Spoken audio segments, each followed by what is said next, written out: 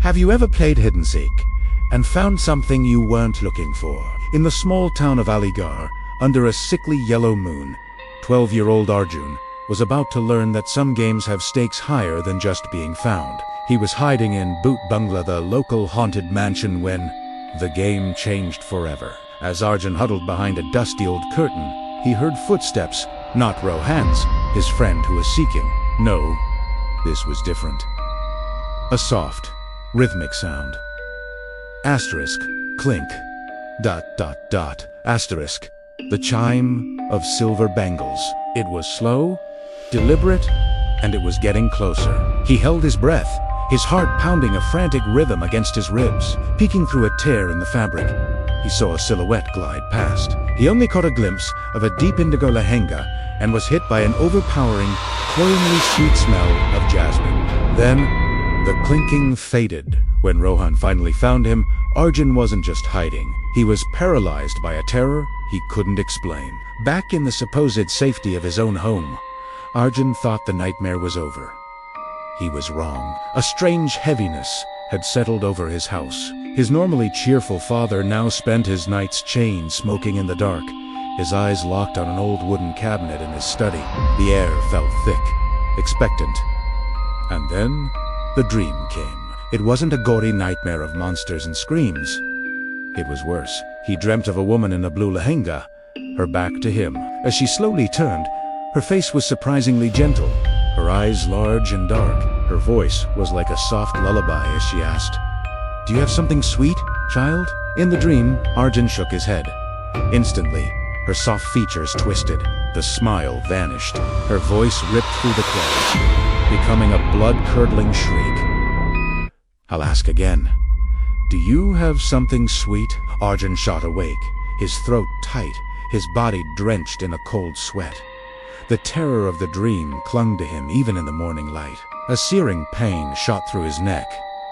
It was completely stiff. He couldn't turn his head.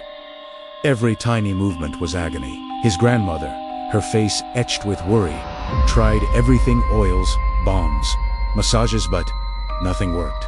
Desperate, she resorted to an old ritual. She filled a bowl with water, took 3 chopsticks, and began whispering ancient prayers. "Death by illness," she murmured. The chopsticks remained still. "Death by accident." Again, nothing. Her voice dropped to a near whisper, trembling with dread. "Death by hunger." Asterisk, clap. Asterisk. In an instant, the chopsticks shot upright, standing perfectly straight in the water, as if held by an invisible force. The color drained from his grandmother's face. The diagnosis was clear, and it wasn't medical. That same evening, a new wave of fear washed over the family. Arjun's younger sister, Priya, came down with a raging fever. She thrashed in her bed, delirious, mumbling words that made Arjun's blood run cold. "She's crying." She's asking why. The entity was no longer just targeting him. It was spreading through his family like a sickness.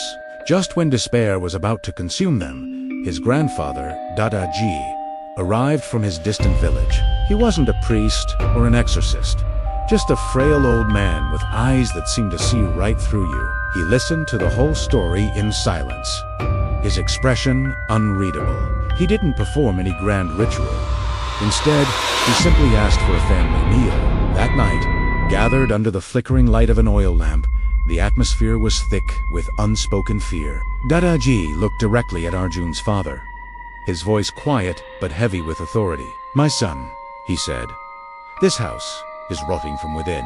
A debt of blood was made, and now it calls for a reckoning. You cannot hide from the truth forever." The dam of silence finally broke. Arjun's father, his face a mask of old grief, let out a ragged sigh. "It wasn't a stranger, father," he confessed, his voice cracking. "It was ... Ananya." The name hung in the air, heavy and suffocating. "She was my cousin. After partition, she fell in love with a man from a different faith. Our family, terrified of the dishonor, made a terrible choice. They declared her dead to the world." He continued, the story pouring out like a poison that had been held in for too long. "They banished her, threw stones at her, and shut the doors of this very house in her face when she came begging for food, for just a drop of water. The next morning, she was found in Bhoot. She had starved to death, alone in the cold. To cover up their monstrous act, the family spread the story of a nameless vagrant who had died there. The truth was a ghost colder and more terrifying than any phantom. The haunting wasn't born of malice, but of unimaginable heartbreak and betrayal. The ghost wasn't a monster, she was a victim. Ananya wasn't just some random spirit, she was family. That night, Dadaji performed a simple rite of peace, burning prayer leaves and murmuring apologies to the soul they had wronged. As the smoke cleared, the oppressive weight in the house seemed to lift. The stiffness in Arjun's neck miraculously vanished. In her room, Priya's fever broke. A week of fragile peace settled over the house. It felt like the storm had passed. One evening, Arjun was helping clean his father's study. As he dusted the old wooden cabinet his father had been staring at, he accidentally knocked over a heavy, leather-bound journal. It was his great-grandfather's diary. The pages were yellowed and smelled of mold and time. He flipped through them, and then he saw it. On one page was a delicate pencil sketch. A young woman with wide, sorrowful eyes, wearing a familiar blue lahanga with gold embroidery. Ananya beneath the drawing. A few words were scrawled in a shaky hand. Ananya, our sweet soul, forgive us. Arjun felt the air leave his lungs.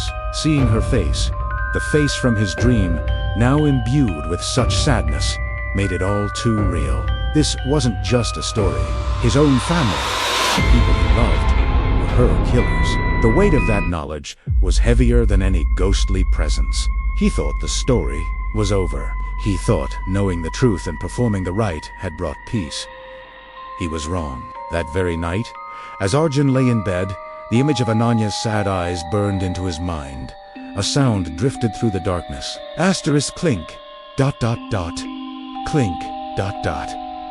Asterisk, the soft, metallic chime of Silver Bangles. It wasn't coming from outside or from downstairs. It was coming from inside his room, from the darkest corner, where his grandfather's old travel trunk sat. The gentle, steady clinking wasn't menacing anymore. It was a reminder, a promise. The past never truly dies. It whost awaits patiently in the shadowed corners of our homes and our memories, for someone to inherit it. And Arjun knew, with a certainty that chilled him to the bone, that the haunting was not over. It had just been passed down to him. Thank you so much for journeying with me through this chilling tale.